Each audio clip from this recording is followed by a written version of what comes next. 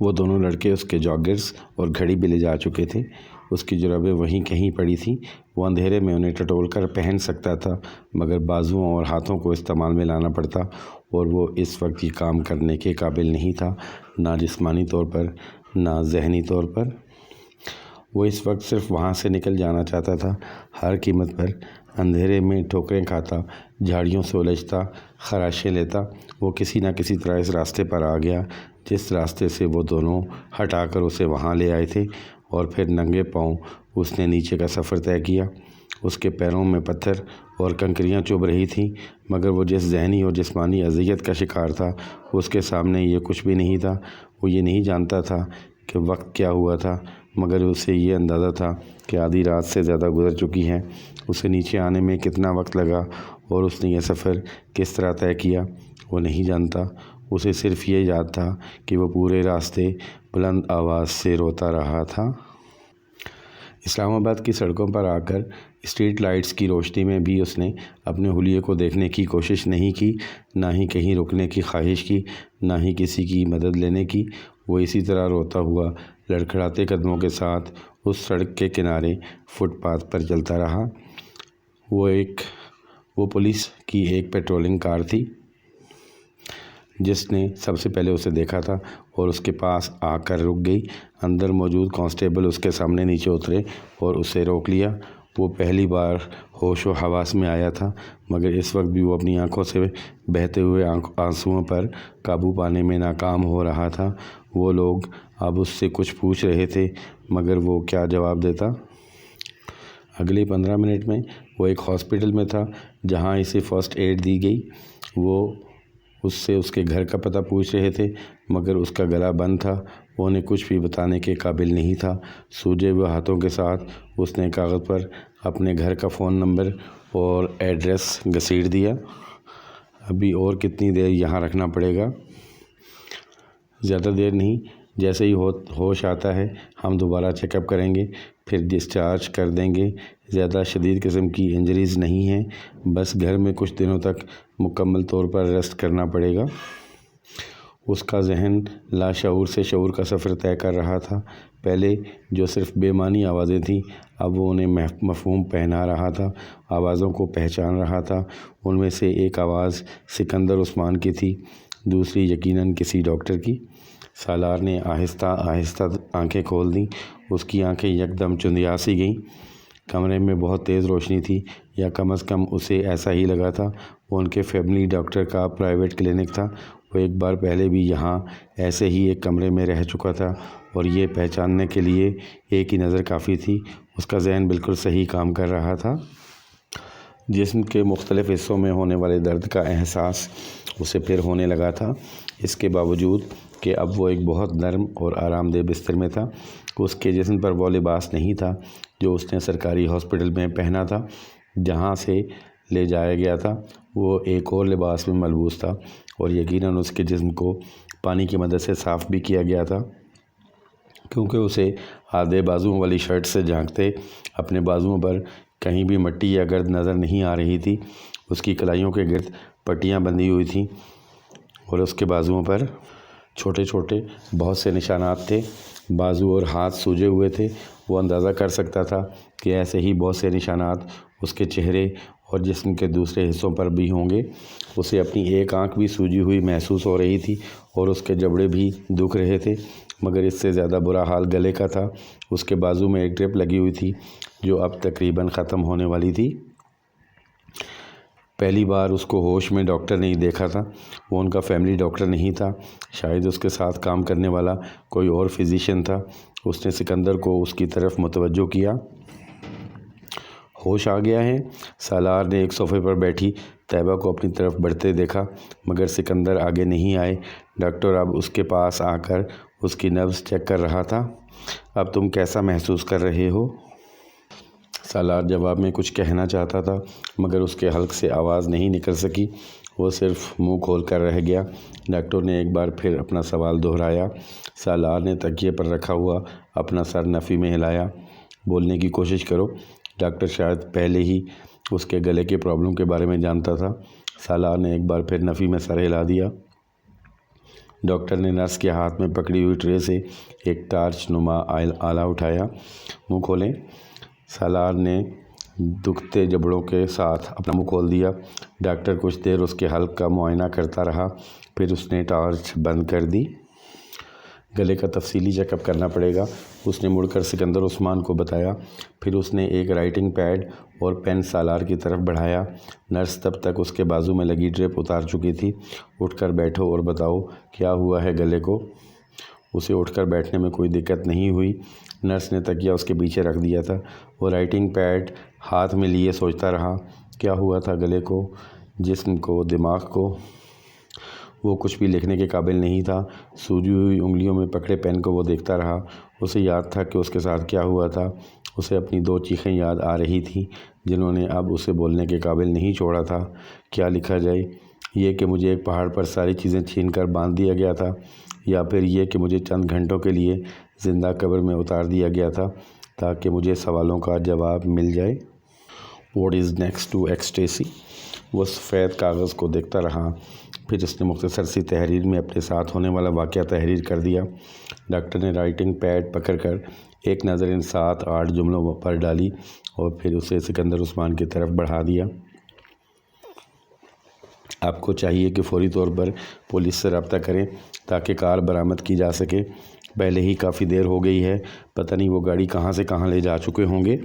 Doctor نے ہمدردانہ انداز میں سکندر کو مشورہ دیا۔ سکندر نے رائٹنگ پیڈ پر ایک نظر ڈالی۔ ہاں، میں پولیس سے کانٹیکٹ کرتا ہوں۔ پھر کچھ دیر ان دونوں کے درمیان اس کے گلے کے چیک اپ کے سلسلے میں بات ہوتی رہی اور پھر ڈاکٹر نرس کے ہمراہ باہر نکل گیا۔ اس کے باہر نکلتے ہی سکندر عثمان نے ہاتھ میں پکڑا ہوا رائٹنگ پیڈ سالار کے سینے پر دے مارا۔ یہ جھوٹ کا پلندہ ہے، اپنے پاس رکھو۔ تم کیا سمجھتے ہو اب میں تمہاری کسی بات پر اعتبار کروں گا؟ نہیں، کبھی نہیں۔ سکندر بے حد مشتعل تھے۔ یہ بھی تمہارا کوئی نیا ایڈونچر ہوگا، خودکشی کی کوئی نئی کوشش؟ وہ کہنا چاہتا تھا فار گاڈ سیک ایسا نہیں ہے، مگر وہ گونگوں کی طرح ان کا چہرہ دیکھتا رہا۔ میں کیا کہوں ڈاکٹر سے کہ اس کو عادت ہے ایسے تماشوں اور ایسے حرکتوں کی، اور یہ پیدا ہی ان کاموں کے لیے ہوا ہے۔ سالار نے سکندر عثمان کو کبھی اس حد تک مشتعل نہیں دیکھا تھا۔ شاید وہ واقعی اب اس سے تنگ آ چکے تھے۔ طیبہ خاموشی سے پاس کھڑی تھی۔ ہر سال ایک نیا تماشا، ایک نئی مصیبت، آخر تمہیں پیدا کر کے کیا گناہ کر بیٹھے ہیں ہم؟ سکندر عثمان کو یقین تھا کہ یہ بھی اس کے کسی نئے ایڈونچر کا حصہ تھا۔ جو لڑکا 4 بار خود کو مارنے کی کوشش کر سکتا تھا، اس کے ہاتھ پاؤں پر موجود ان زخموں کو کوئی ڈکیتی قرار نہیں دے سکتا تھا، وہ بھی اس صورت میں جب اس واقعے کا کوئی گواہ نہیں تھا۔ سالار کو شیر آیا والی کہانی یاد آ گئی۔ بعض کہانیاں واقعی سچی ہوتی ہیں۔ وہ بار بار جھوٹ بول کر اب اپنا اعتبار کھو چکا تھا۔ شاید وہ سب کچھ ہی گنوا چکا تھا، اپنی عزت، خود اعتمادی، غرور، فخر، ہر چیز۔ وہ کسی پاتال میں پہنچ گیا تھا۔ کوئی نیا ڈرامہ کیے بڑے دن گزر گئے تھے تمہیں، تو تم نے سوچا ماں باپ کو محروم کیوں رکھوں، انہیں خوار اور ذلیل کر کیے بڑا عرصہ ہو گیا ہے، اب نئی تکلیف دینی چاہیے۔ ہو سکتا ہے سکندر یہ ٹھیک کہہ رہا ہو، آپ پولیس کو گاڑی کے بارے میں اطلاع تو دیں۔ اب طیبہ رائٹنگ پیڈ پر لکھی ہوئی تحریر پڑھنے کے بعد سکندر سے کہہ رہی تھی، یہ ٹھیک کہہ رہا ہے؟ کبھی آج تک ٹھیک کہا ہے اس نے؟ مجھے اس کی بکواس کے ایک ایک لفظ پر یقین نہیں ہے۔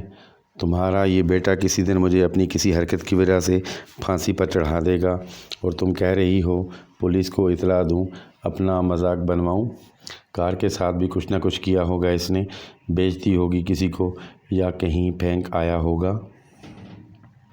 وہ اب اسے واقعی گالیاں دے رہے تھے۔ اس نے کبھی انہیں گالیاں دیتے ہوئے نہیں سنا تھا۔ وہ صرف ڈانٹا کرتے تھے اور ان کی ڈانٹ پر بھی مشتعل ہو جایا کرتا تھا۔ چاروں بھائیوں میں وہ واحد تھا جو ماں باپ کی ڈانٹ سننے کا بھی روادار نہیں تھا، اور اس سے بات کرتے ہوئے سکندر بہت محتاط ہوا کرتے تھے کیونکہ وہ کسی بھی بات پر مشتعل ہو جایا کرتا تھا۔ مگر آج پہلی بار سالار کو ان کی گالیوں پر بھی غصہ نہیں آیا تھا۔ وہ اندازہ کر سکتا تھا کہ اس نے انہیں کس حد تک زج کر دیا ہے۔ وہ پہلی بار اس بیڈ پر بیٹھے اپنے ماں باپ کی حالت کو سمجھنے کی کوشش کر رہا تھا۔ کوئی چیز تھی جو انہوں نے اسے نہیں دی تھی۔ ایسی کون سی چیز تھی جو انہوں نے اسے نہیں دی تھی؟ اس کے منہ سے نکلنے سے پہلے وہ اس کی فرمائش پوری کر دینے کے عادی تھے، اور اس کے بدلے میں انہیں کیا دے رہا تھا؟ ذہنی اذیت، پریشانی، تکلیف۔ اس کے علاوہ اس کے بہن بھائیوں میں سے کسی نے ان کے لیے کوئی پریشانی کھڑی نہیں کی تھی۔ صرف ایک وہ تھا جو کسی دن تمہاری وجہ سے ہم دونوں کو خودکشی کرنی پڑے گی، تمہیں تبھی سکون ملے گا، صرف تبھی چین آئے گا تمہیں۔ پچھلی رات اس پہاڑ پر اس طرح بندھے ہوئے اسے پہلی بار ان کی یاد آئی تھی۔ پہلی بار اسے پتہ چلا تھا کہ اسے ان کی کتنی ضرورت ہے اور وہ ان کے بغیر کیا کرے گا۔ اس کے لیے ان کے علاوہ کون پریشان ہوگا؟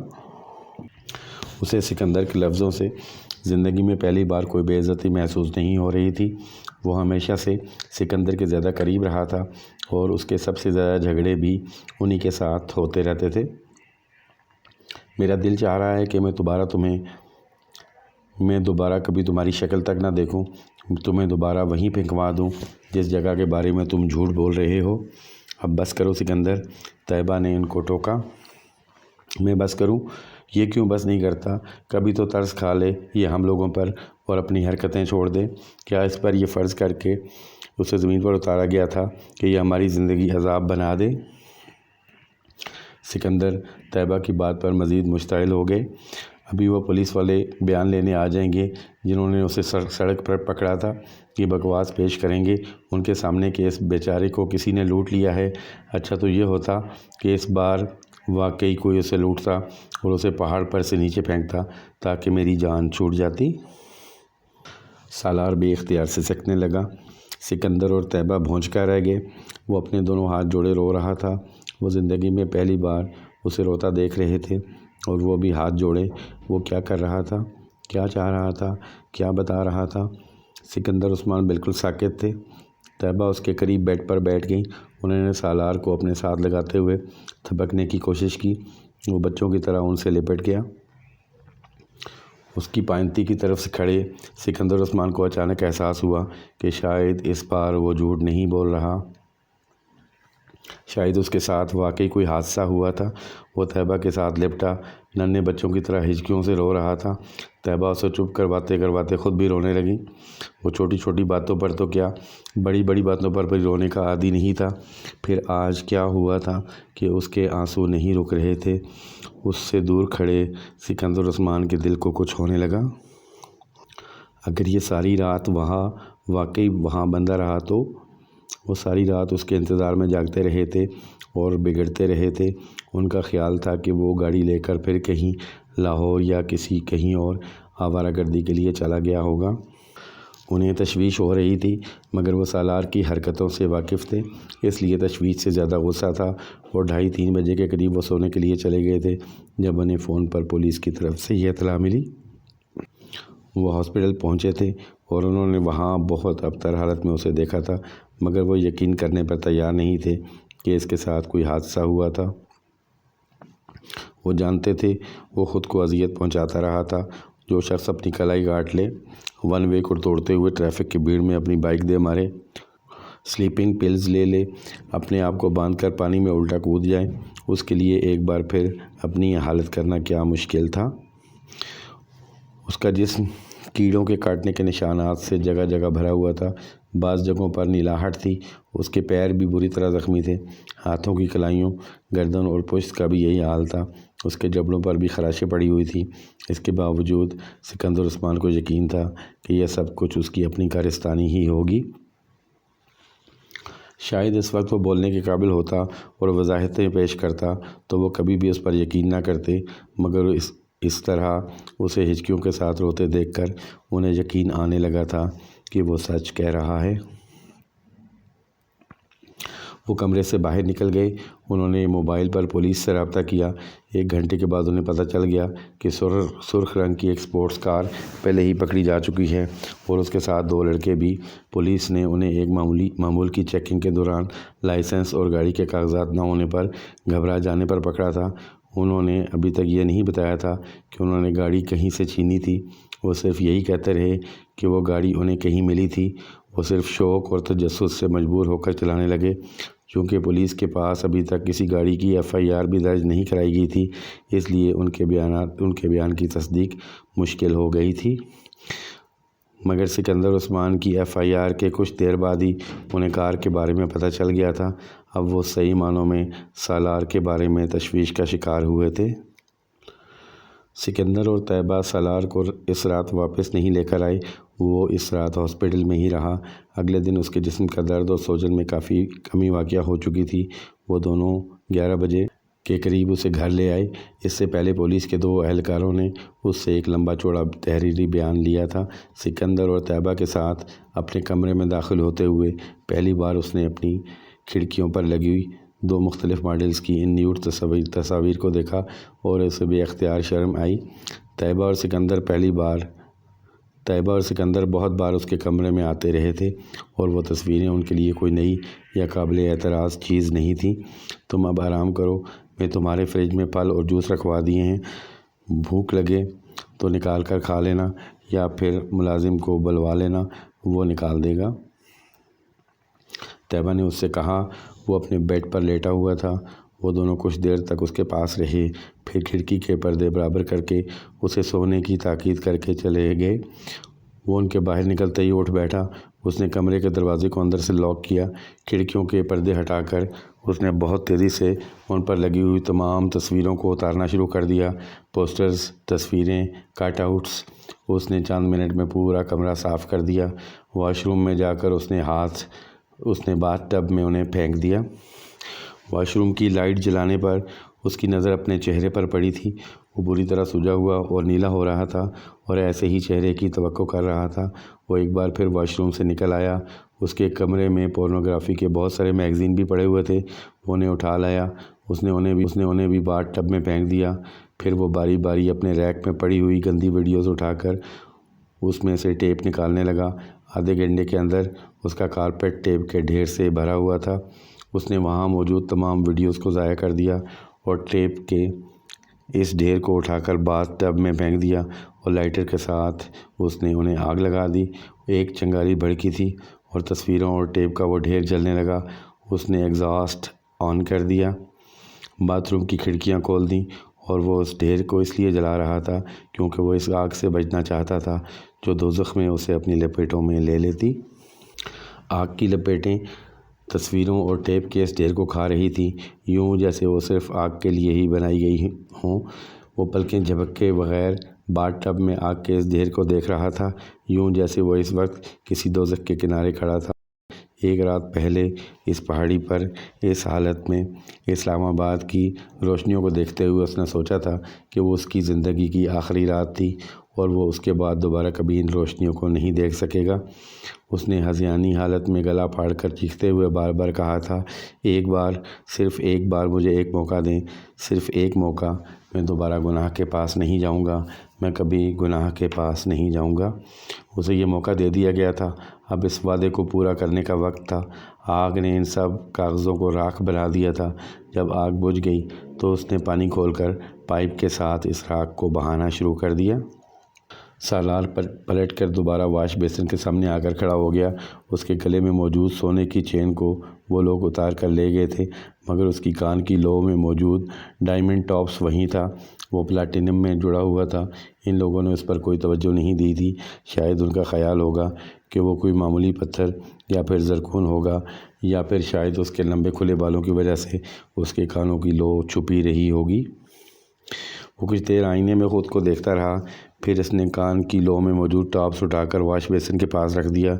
شیونگ کٹ میں موجود کلپر اس نے نکالا اور اپنے بال کاٹنے لگا۔ بڑی بے رحمی اور بے دردی کے ساتھ واش بیسن میں بہتا ہوا پانی ان بالوں کو اپنے ساتھ بہا کر لے جا رہا تھا۔ ریزر نکال کر اس نے شیو کرنی شروع کر دی۔ وہ جیسے اپنی تمام نشانیوں سے پیچھا چھڑا رہا تھا۔ شیو کرنے کے بعد اس نے اپنے کپڑے نکالے اور اپنے ہاتھوں پر بدی پٹیاں کھولیں اور شاور کے نیچے جا کر کھڑا ہو گیا۔ وہ پورا 1 گھنٹہ اپنے پورے جسم کے ایک ایک حصے کو کلمہ پڑھ کر صاف کر رہا تھا، یوں جیسے وہ آج پہلی بار اسلام سے متعارف ہوا ہو، پہلی بار مسلمان ہوا ہو۔ واش روم سے باہر آ کر اس نے فریج میں رکھے سیب کے چند ٹکڑے کھائے اور پھر سونے کے لیے لیٹ گیا۔ دوبارہ اس کی آنکھ الارم سے کھلی جسے اس نے سونے سے پہلے لگایا تھا۔ 2 بج رہے تھے۔ دوستو، اس کے ساتھ یہ قسط اپنی اختتام کو پہنچی۔ آنے والی اقساط کو بر وقت دیکھنے کے لیے چینل کو سبسکرائب کر لیجئے گا، بیل آئیکن کو پریس کر دیجئے گا تاکہ آپ کو میری ویڈیوز بر وقت ملتی رہیں۔ اب اجازت دیجئے گا، حاضر ہوتے ہیں ایک نئی ویڈیو کے ساتھ۔ تب تک کے لیے اجازت، اللہ نگہبان۔